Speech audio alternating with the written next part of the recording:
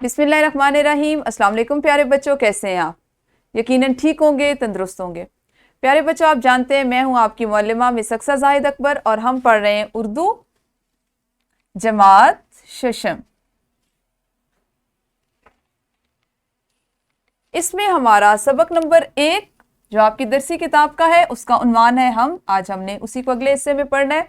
और हमारे आज के सबक में शामिल हासिल ताल्लुम कुछ इस तरह से है। ग्रोही अल्फाज जिनको हम मुतलाजिम अल्फाज भी कहते हैं उनको इस्तेमाल कर सकें। आज चूंकि हम इसको सीखना शुरू करेंगे, ग्रोही अल्फाज पे बात करेंगे, तो सबसे पहले हम ये बात करेंगे कि ग्रोही अल्फाज या मुतलाजिम अल्फाज क्या होते हैं और उसके बाद हम इसको इस्तेमाल करना सीखेंगे। ठीक है, अपने सबक के बाकायदा आगाज से पहले सबक इस्लामी नुक्ता नज़र पर बात कर लेते हैं। हज़रत मोहम्मद रसूलुल्लाह सल्लल्लाहु अलैहि वसल्लम ने फरमाया, बेहतरीन जिक्र ला इलाहा इल्लल्लाह यानी अल्लाह के सिवा कोई माबूद नहीं, और बेहतरीन दुआ अल्हम्दुलिल्लाह, तमाम तारीफें अल्लाह ही के लिए हैं।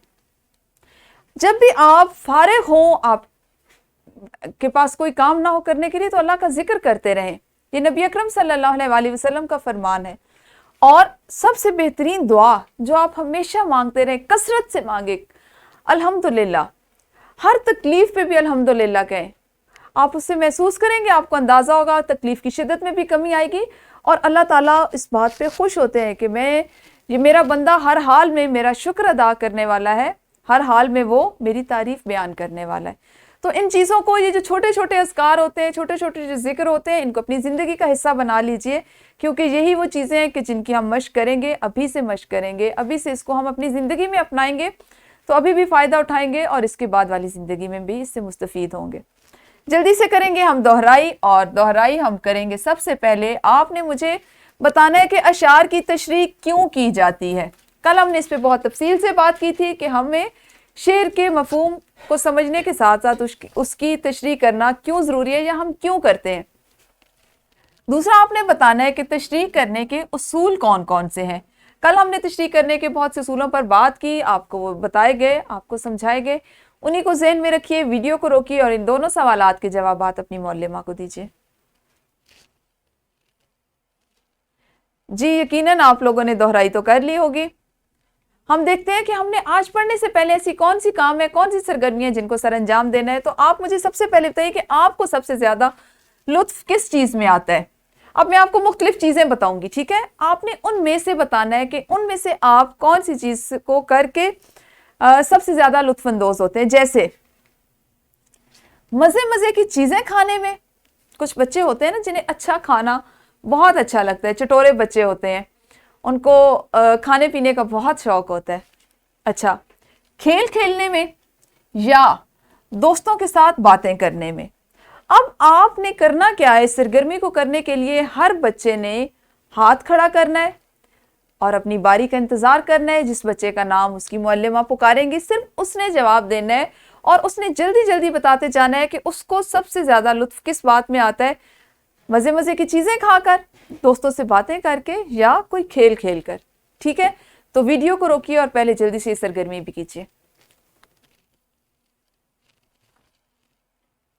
जी, यकीनन आप सब ने बताया होगा, आप सब ने अपनी पसंद की चीज़ों के मुतालिक बताया होगा कि आप कौन से काम को करके ज़्यादा लुत्फानंदोज़ होते हैं।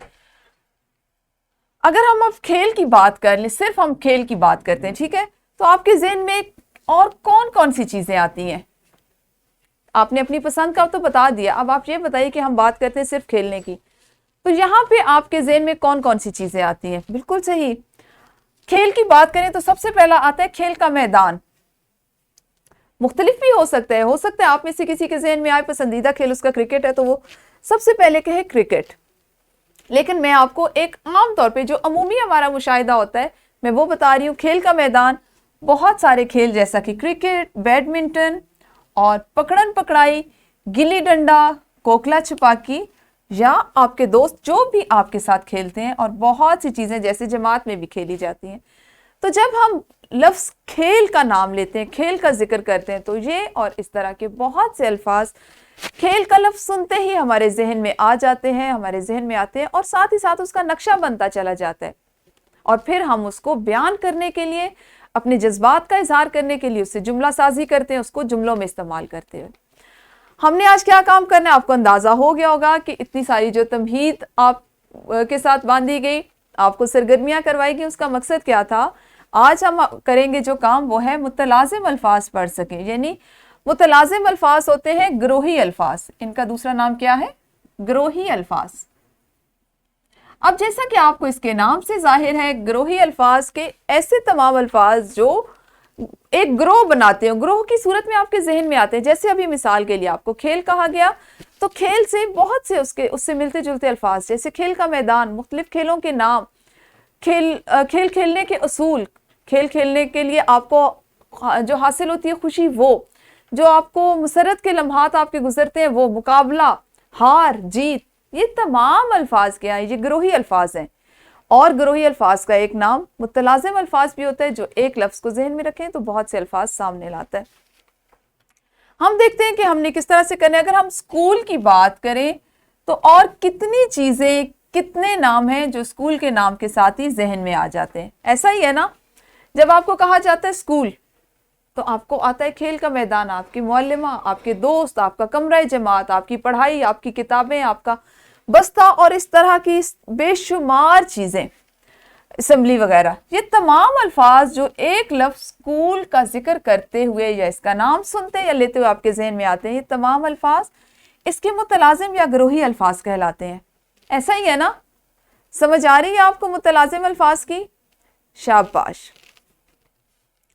اب آپ جلدی سے مجھے یہ بتائیے کہ اگر میں لفظ لوں وطن، تو آپ اس کے متلازم الفاظ کون کون سے بنا سکتے ہیں؟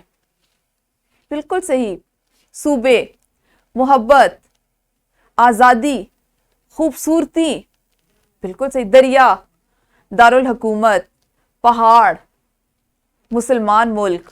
شاباش۔ یہ دیکھیں، اگر آپ سوچیں تو ایک وطن سے ہم جتنے چاہیں الفاظ بنا سکتے ہیں، اور یہ ایک لفظ سے ہمارے ذہن میں آ رہے ہیں، یعنی اس کا گروہ بنتا جا رہا ہے۔ دیکھیں، آپ ایک چیز ہو تو وہ اکیلی ہوتی ہے، اس کے ساتھ 2 3 4، اور جب وہ زیادہ تعداد میں ہوتی جاتی ہے تو وہ پوری ایک گروہ بنا لیتے ہیں، گروہ کی صورت میں آتے ہیں۔ یہی چیز ہوتی ہے کہ جب ہمیں کوئی ایک لفظ دیا جاتا ہے تو ہمارا ذخیرہ الفاظ اتنا وسیع ہو، اس میں اتنی وسعت ہو کہ ہم اس سے متعلقہ بہت سے الفاظ کو فوراً ذہن میں لائیں، ان کو سوچیں، اور ان سے اب آپ میں اتنی صلاحیت ہونی چاہیے کہ آپ ان سے جملہ سازی بھی کر سکیں۔ جیسے میں نے آپ کو کہا وطن، تو آپ وطن کا جملہ بنائیں، اس کے بعد خوبصورت کا جملہ بنائیں، پہاڑ کا جملہ بنائیں، آزاد کا جملہ بنائیں، اور ان تمام کو جملہ سازی اس طرح سے کریں کہ یہ ایک خوبصورت سا اقتباس پیراگراف بن جائے۔ اس پہ مزید ہم بات کریں گے اپنی اگلی کلاسز میں۔ آج ہم صرف اسی پہ کام کر رہے ہیں کہ ہم متلازم یا گروہی الفاظ کس کو کہتے ہیں۔ آپ کی درسی کتاب میں زبان شناسی کی ذیل میں متلازم یا گروہی الفاظ اس طرح سے دیے گئے ہیں، ایسے الفاظ جن کو زبان پر لاتے ہی ان سے متعلقہ اور بہت سے الفاظ ذہن میں آ جائیں، متلازم یا گروہی الفاظ کہلاتے ہیں۔ جیسے کائنات کے متعلق سوچتے ہی ہمارے ذہن میں چاند، سورج، سیارے، ستارے اور اس جیسے مزید کئی الفاظ ابھرتے ہیں۔ اسی طرح گھر کا لفظ ذہن میں آتے ہی آرام، سکون، والدین، بہن بھائی، پناہ گاہ کے الفاظ کا خیال آتا ہے۔ یوں ہم ایک لفظ سے متعلقہ دیے گئے الفاظ اس کے متلازم یا گروہی الفاظ بناتے ہیں یا ان کو ہم کہتے ہیں۔ ٹھیک ہے، اب ہم کریں گے جلدی سے ایک انفرادی سرگرمی۔ مجھے امید ہے کہ متلازم الفاظ کی آپ کو اچھے سے سمجھ آ گئی ہوگی۔ انفرادی سرگرمی ہے جو مشت خاک سے انسان کو بناتا ہے، سمندروں میں جزیرے وہی اگاتا ہے، وہ نحن و اقربو کہہ کر جھنجھوڑتا ہے، برنگ سبزہ و گل آنکھ میں سماتا ہے۔ اس میں جو جن کو خط کشید کیا گیا، جیسے انسان، اگاتا، سبزہ اور آنکھ، آپ نے ان سے کم از کم 5 گروہی یا متلازم الفاظ بنانے ہیں۔ لیکن انفرادی سرگرمی کس طرح سے آپ نے کرنی ہے کہ ویڈیو کو آپ نے یہیں پہ روکنا ہے اور پھر یہ سرگرمی کرنی ہے۔ جی، آپ سب نے انفرادی سرگرمی تو کر لی ہوگی، بڑھتے ہیں اپنی گروہی سرگرمی کی طرف۔ گروہ کی صورت میں آج آپ کام کریں گے کہ انفرادی سرگرمی میں آپ نے جو الفاظ لکھے، ہر بچے نے جو آپ کو 4 الفاظ دیے گئے تھے ان سے جو الفاظ لکھے وہ جماعت میں ایک دوسرے کو بتائیں، اس پہ ایک دوسرے سے تبادلہ خیال کریں۔ اس سے کیا ہوگا؟ سوچیے اس سے کتنا فائدہ ہوگا۔ آپ کے ذہن سے جو لفظ جو پوشیدہ تھے، جو پنہا تھے، ہو سکتا ہے کسی اور بچے نے وہ لکھے ہوں، آپ کے کسی ساتھی نے، آپ کے کسی ہم جماعت نے، تو وہ آپ ان کو پڑھیں گے، آپ کے ذخیرہ الفاظ میں بھی وسعت آئے گی۔